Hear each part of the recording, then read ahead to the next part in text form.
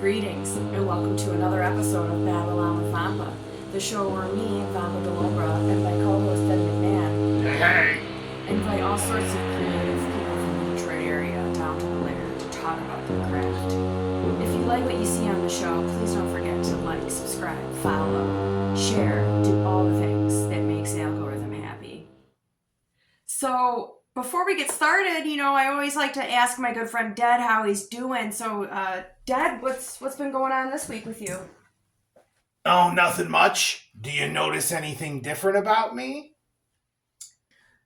Yeah, you know what? I wasn't going to say anything, but now that you mention it, I'm really digging this fabulous wig look that you got going on today.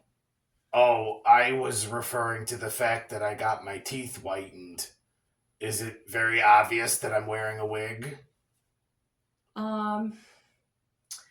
Yeah, Dad. It's obviously a wig. I just didn't want to deal with the fact that I've lost all my hair. Well, you also lost all your skin. That's true. You know what? Can we take the wig off? Okay. Dad, you don't have to change for us. We love you just the way you are. Don't we, guys? And now I'd like to welcome my next guest to the lair, AJ Daugherty, host of Slimeball Cinerama. Hi. Thanks for having me. Of course, thank you for coming down here to the 7th level of hell. We're in the level of spend. I always want to say spindrift, like the drink. Oh, like the drink? Yeah, but it's spendthrift and hoarders. Oh, okay. Because we love Because we're collecting. cheapskates? We are, and we love a bargain, Oh. and we like to collect things. I'm a spender, so I'm in the wrong layer, I think. Well, actually, no, I think spendthrift means someone who, and I could be wrong, but I think it's someone who, like, throws their money around. Oh, okay. I thought it was like a Scrooge. Now I'm confused, because hoarders... Maybe you're a wealth hoarder? Yeah, if you're a hoarder, I guess you're buying things because you're cheap and you want to save them. I don't know. Anyway, we'll let Dante take care of all of that. Yeah, we'll have to send him an email and ask him about that. So I know it's normally kind of hard to get down here, but I heard that they were really easy on you. They liked you and they want to keep you here. Oh yeah, so I just said, hey. It might be usually it's easier for people to get out than in, but for you might have a little more of a hassle getting out. They read Slimeball and said, come on in. Yeah. This is your place. That's probably what it was. Mm-hmm. So again, thank you for joining me. So you're the host of Slimeball Cinerama, B Movies in the D. Mm-hmm. Can you explain to any of my viewers who haven't experienced this what exactly that means and what it is? So Slimeball Cinerama is a monthly screening. It's a free horror movie, schlock horror movie screening. We host it at Outer Limits Lounge in Hamtramck. Every third or fourth Thursday of the month. This next one is September 22nd, which is a Thursday. And it's a really fun time. We really just get together and watch shitty horror movies. I can swear on this channel. We're in hell, right? I can swear It's actually required. Okay, good. We get together and watch really shitty horror movies. Schlock, and just make fun of it the whole time. Mm-hmm. Have some games, some prizes, have some camaraderie over this schlock that we like to watch together. Yeah, of course. It's a really fun time, and it really is kind of like its own community.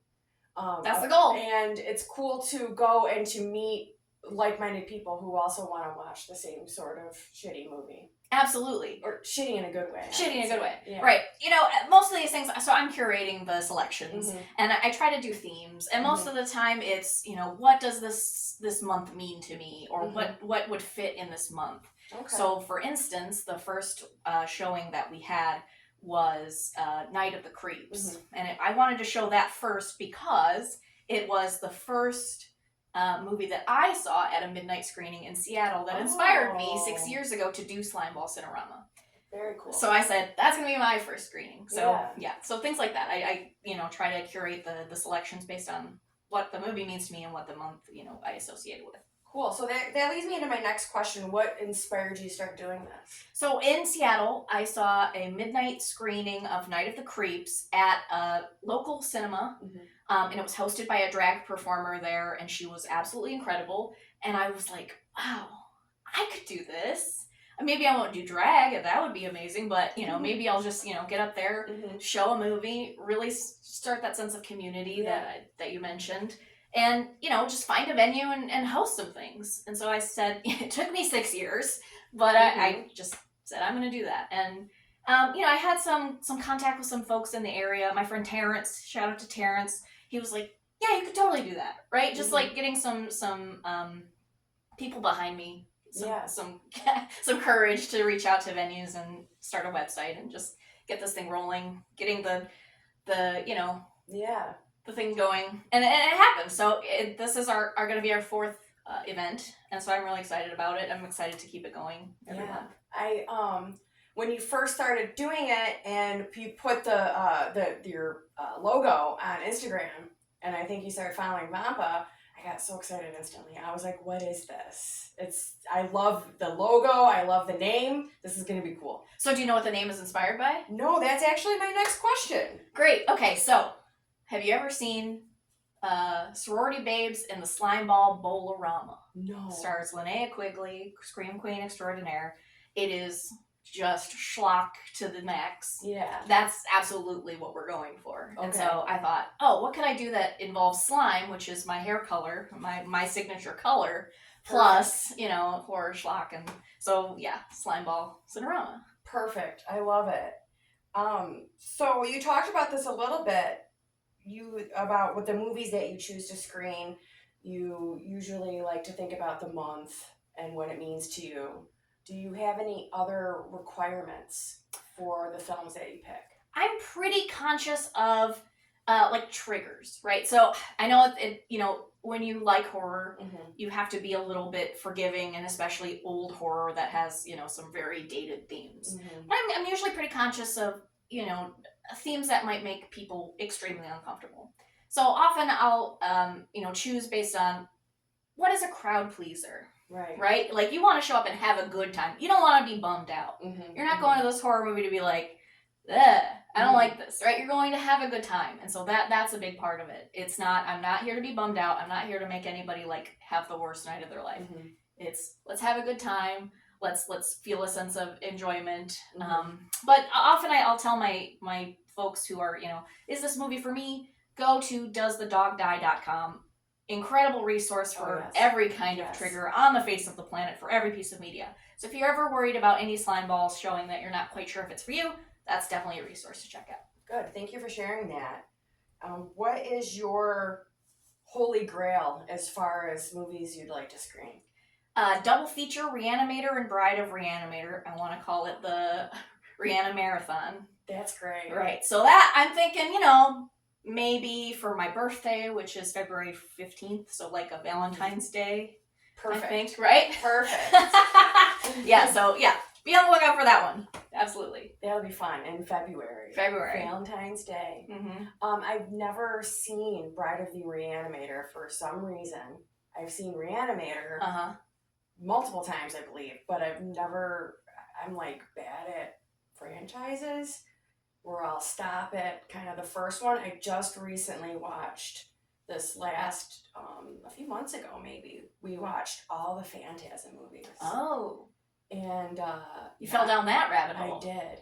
Not a bad film in that bunch. I don't know if I'm in the minority for that, but he definitely had a vision, right? Don Coscarelli had a vision, and he saw it through till the bitter end of that whole thing. I saw the Ravager in theaters because it was like the most recent release. Right. Incredible what he could do with just like this much budget and a whole lot of heart, right? I know, and very cool that he ended up using all the footage that he didn't use from the first movie in that last one. And at first I'm like watching it and I'm like, wait a minute. That wasn't in the first movie, but that's them young. What's going on?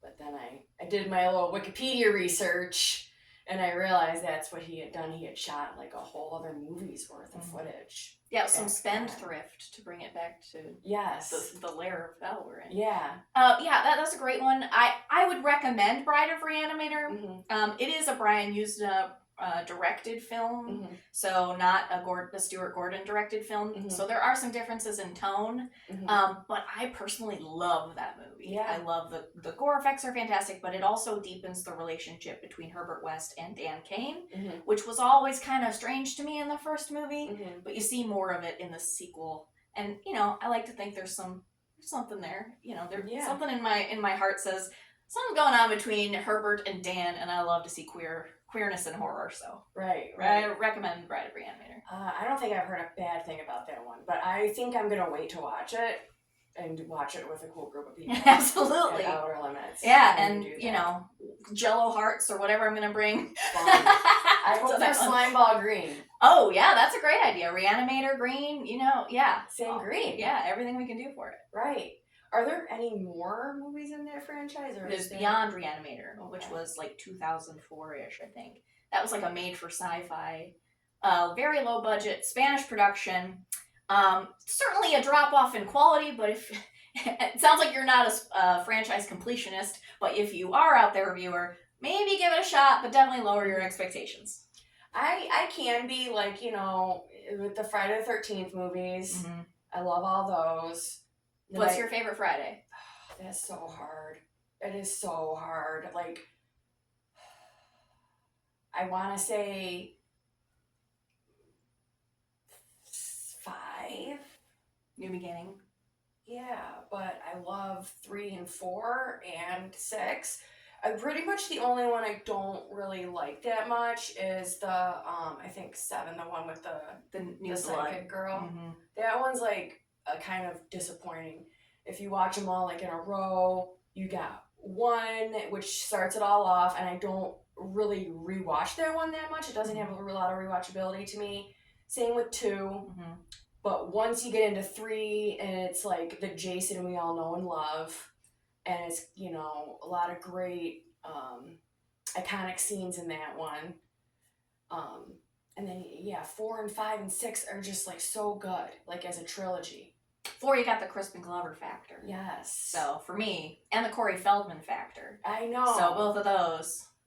Exactly. The Feldman factor will always really like up a movie for me. Absolutely. So I love that one. And then if any of my viewers haven't seen these movies, I don't want to give any spoilers, but there is kind of like that thing that people don't really like about 5. But still like it. I still like it. I like all the characters and their stories. And like the setting, and I love the burritos guy, Poppin' Lock Girl. Yeah, she's great. It's got too many good moments for me to care about the thing that people don't like about it. Totally agree.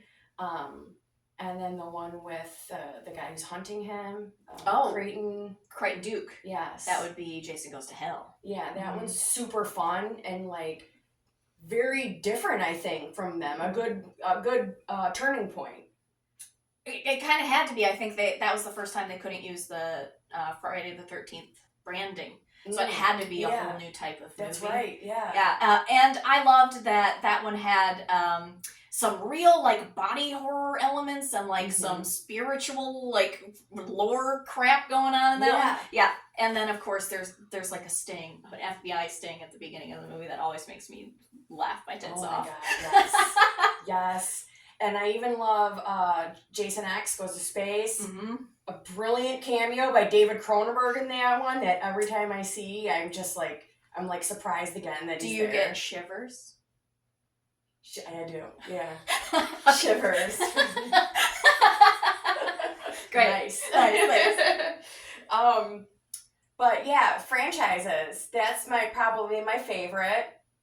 The Hellraiser franchise, I did not make past 3? Sure. Because I just heard so much bad about the rest of them.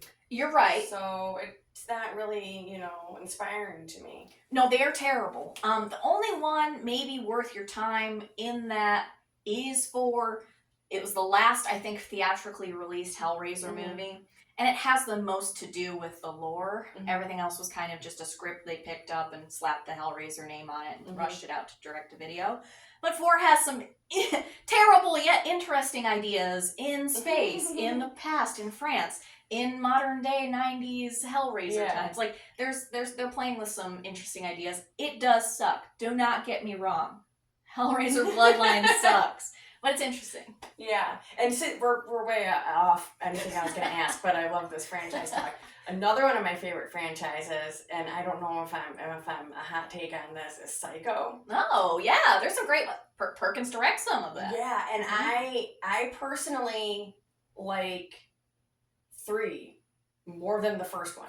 Wow, that's definitely a take. He's really struggling with some inner conflict in that movie. Yes. That I think is quite interesting. I would agree with you. It's a strong outing for him. Mm-hmm. I wouldn't say necessarily I like it better than 1, but I could see where somebody might if they are interested in that character and his performance. It is very just completely off the wall, and like anything goes in that one, and it's like super sleazy compared to the first one.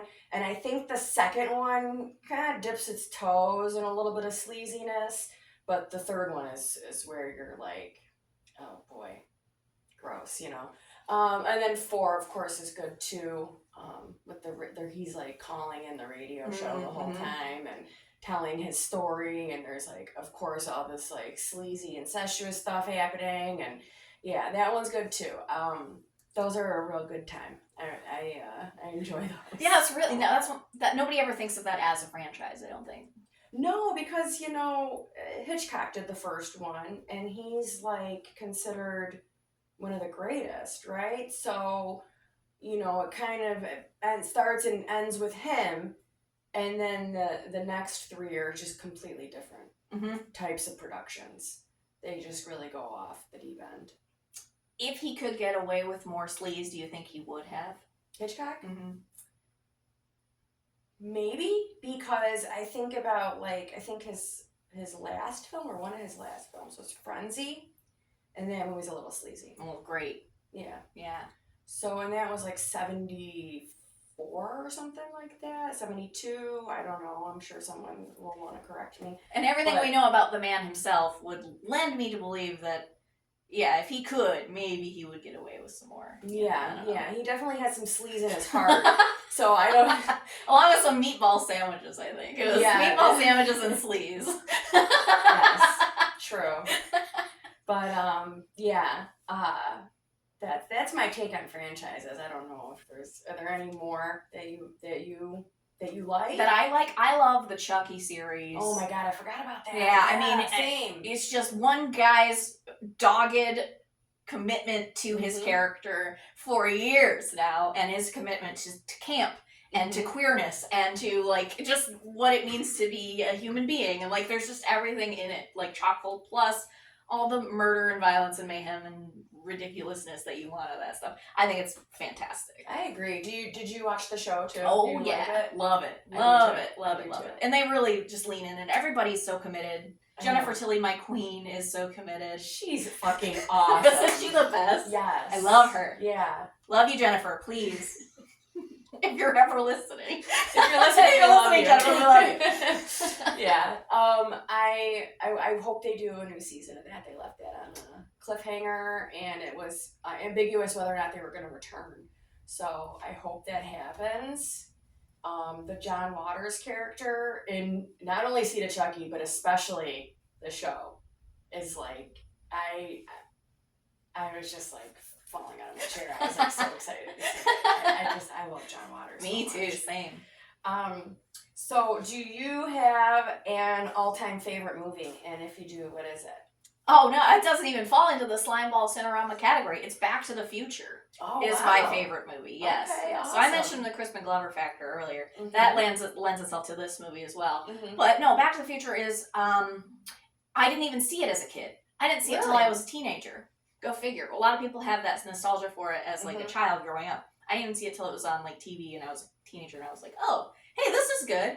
And then rewatching it, the rewatchability of that movie and finding new things to like about it over and over again. You know, new little Easter eggs, new ways that the characters are interacting with each other. I think the script is incredible. I think the music is incredible. You know, you give some all-time great performances by, you know, some of the best who've ever done it. And I was like, oh, yeah, Michael J. Fox. Yeah, absolutely. Leah Thompson, she's incredible this week. Even Thomas, what's-his-face, who plays Biff Tannen. Like, yeah, Thomas Wilson. They're all incredible, and it's eminently rewatchable. Yeah, that is a easy to rewatch movie. Do you like the sequel and the third No. one? No? Not even a little? That's a controversial take, is I don't like the sequels at all. Like, they're fine. Wow. They're fine. I'm sure a lot of people love them. Yeah. But yeah, no, it just doesn't really do it for me. I think Deb McMahon's favorite one is the third one. With the trains? Yeah. I remember seeing that one at the theater when it came out and being like, what? Why am I watching a Western? Nowadays I love Westerns, but like as a kid and like... Your dad wanted to watch them or whatever. Not even, that wasn't even like factor into my like upbringing at all. But yeah, as a kid in like 1990 or whatever that movie came out, 1990, whatever. I think 91, 90. I was like, huh? We're coming out of like Batman 89 and TMNT world. Like I'm not looking for this like sandy colored palette here. Nowadays I love Westerns, so I'd probably be a little more forgiving to it. But yeah, that wasn't one that I was excited about. 2, I think, was the one that I liked the most growing up. And I think that's probably the same for a lot of people who were kids when it was coming out, right? It has a strong, like, sort of retrofuturism to it. And so kids are like, yeah, I want to be on a hoverboard, or I want to play this video game, or I want to see Jaws 30, or whatever that is. Right. I just never saw it as a kid, so it didn't really speak to me the same way that the first movie did. And back to, this is coming full circle about franchises, because ironically, they didn't even make a Jaws movie after, like... The Revenge? Is that 3 or 4? Yeah, 4. Oh, Jaws the Revenge. Yeah. When was that? 89? 87? Yeah, that was a terrible movie too. Yeah, I didn't. That's another one I hadn't seen. I just recently watched 3 and I actually really enjoyed it. And I want to see it in 3D so bad. Right? That would be incredible. Just that like slow pan of that shark coming into the glass, like. Yes.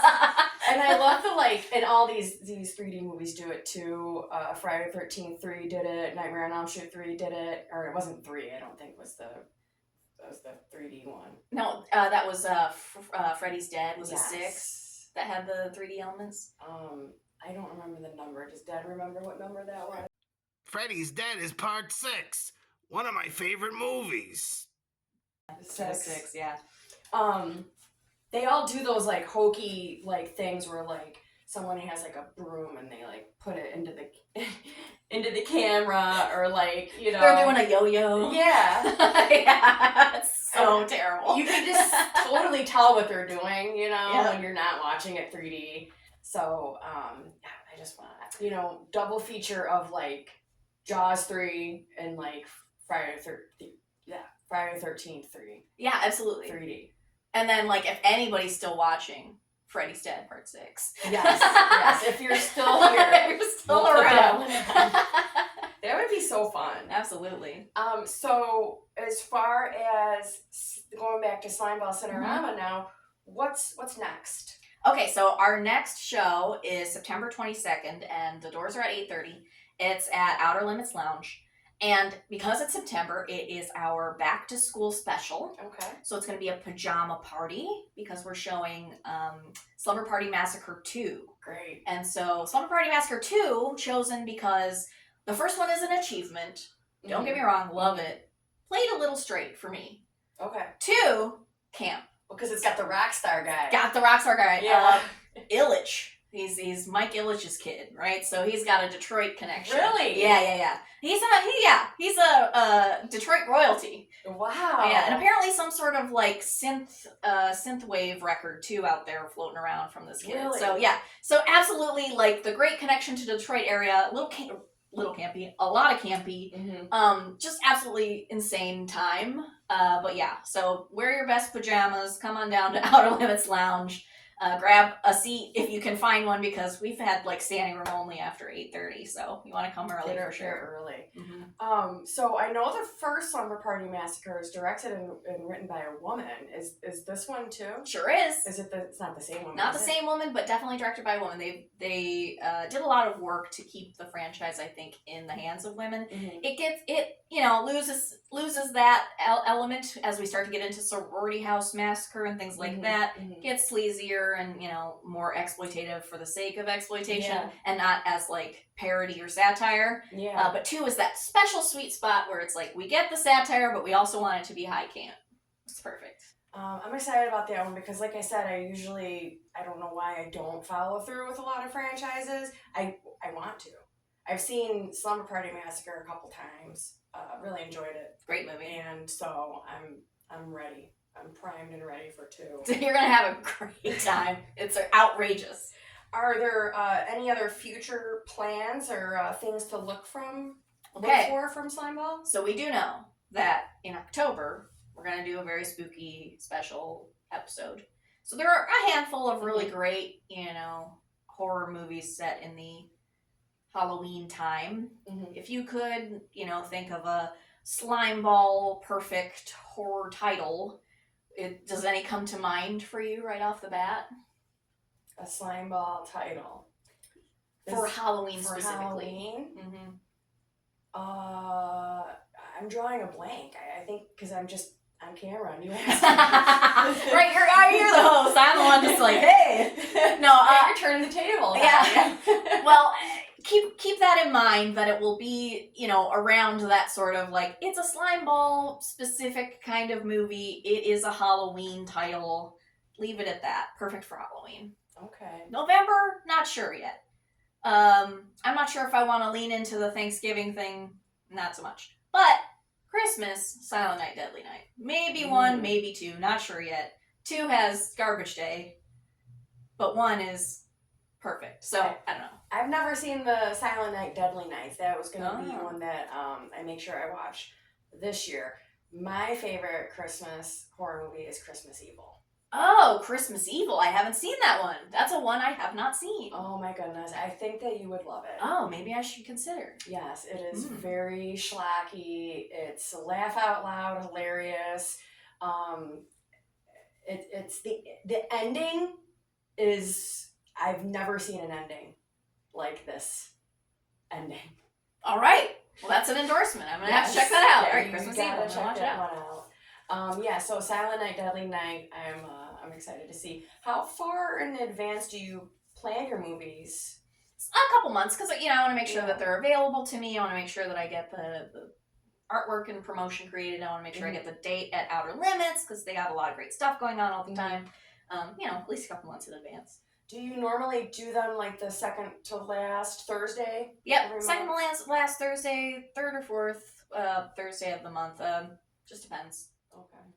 Look out for the third, fourth Thursday of the month for the next Slimeball Cinerama after this one coming up September 22nd. September 22nd.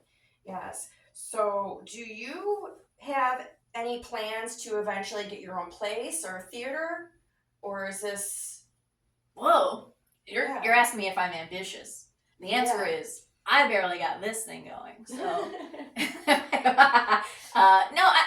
I have had this asked of me before, is because it's turned out actually much more successful than I thought it would. I thought like 2 people would show up. So, last event we had were like 60 people. So we've been filling rooms. So I'm like, maybe this could be something. Planet Ant does tapes only, and they do a lot of really great things. I thought maybe I'll work up to that. That'd be a great venue in a similar location. But I don't really have any plans. I just want to keep this thing going and make sure it's consistent. Every month I have a date. I have a movie to show. I have people show up. That's really my goal. Very cool. Very cool. It's a really fun time. I didn't make it out to the last one, but it was the what did we watch? Night of the Creeps. That movie I'd never seen. You'd never seen it? How'd you like it? I loved it. I couldn't believe I hadn't seen it before. Yeah, it's a fantastic movie. I find that even though I really like horror and I watch like as much as I can, I still have so many blind spots. So, it's something that's kind of great about life is that weirdly you'll never run out of 80s horror movies to watch. They just keep appearing somehow, even though the 80s have been over for almost 40 years. Yeah, so, they'll always be there. They'll be around for us. So in tonight's recording, we have now identified Sorority Babes in the Slimeball Cinerama to watch. Yes. We have Silent Night, Deadly Night to watch. We have Slumber Party Massacre 2 to watch, right? Bride of Reanimator to watch. Yes. And then I have to watch Christmas Evil. Yeah, I have a big homework. We just have one. Listen, we got plenty to watch. We do. Well, AJ, thank you so much for joining me, talking to me about horror and sharing about Slimeball Cinerama. And I wish you luck getting out of here because they wanted you to stay. I don't know. Oh, is my soul damned for eternity? I didn't realize that I didn't sign a waiver or anything. No, I don't know if it's for eternity, but they, you'll probably get out and be able to, live your full life, but it might not be. Maybe I will stay because then I won't have to go to work tomorrow. That's a good excuse to not go to work. Sorry, can't come in, damned for eternity. Stuck in hell. Thanks for having me. This was fun. Awesome. Thank you.